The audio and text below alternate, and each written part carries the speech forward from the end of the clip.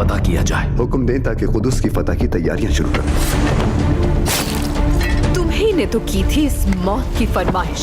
निकालो इसकी लाश यहाँ से। हमें मुत्तहिद करने वाला ये दिन कुद्स की फतह का दिन लेकर आएगा इंशाअल्लाह। इंशाअल्लाह। जाने मुझे क्या हो रहा है नूरुद्दीन, मुझे चक्कर आ रहा है। यरूशलेम पर हमला सबसे पहले हम करेंगे। सर्दियों के कुदस पहुंचने से पहले हमें उनसे मुआहदा करना होगा। और तुम सबको रोको नहीं। कौन हो तुम? हाँ,